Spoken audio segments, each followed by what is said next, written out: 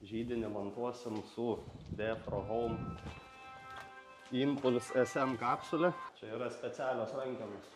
Iš akies nieks nieko nedaro. Dabar žymiu židinio kontūrą. Židinio plotis metras bus. Tai yra lazeris, su kuriuo atsižymim tiksliai. Kad tenka židinį montuoti, pavyzdžiui, rąstiniam name arba karkasiniam prie medinės sienos. Tai tokiu atveju naudojam dvigubą 5 cm storio kalcio silikato plotą. Ne mažiau kaip 10 cm turi būti izoliuota kalcio silikato. Dabar norim uždėti perėjimą į kaminą. Iš 200 į 180. Tai yra kliūtis, kurią reikia nukalti. Klijus naudojam elastinius Atlas plus Geoflex. Balti plytelėm skirti. Jie netgi prie plastikinio maišelio pakankamai gerai laikosi.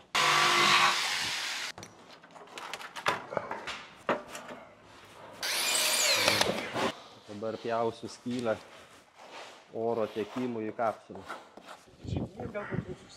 Dabar įklijuosim ortakį. Labai sandariai viskas pasijungs. Izoliavom sieną nuo karščio, kad nesiluptų tinkas, kad nekaistų. Padarėm angą oro tiekimui į kapsulę. Čia yra dūmų vamzdis, dūmtraukis. Dar vos. Dar kel. Gerai. Kapsulė pastatyta į vietą, išlyginta gulčiuko pagalba.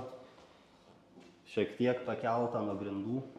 Niekada nepalikit ant kapsulės stiklo jokių lipdukų, jokių etikečių, nes jeigu jos prikeps, tai bus bėda.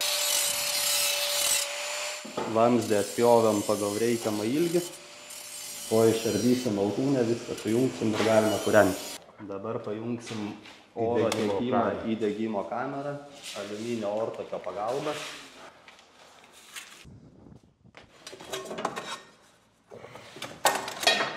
Kapsulė pajungta. Vamzdis turi laisvumo. Laisvumas yra privalomas, nes kitu atveju išlauš kamino padengimo trišakį. Kad viskas pagal reikalavimus.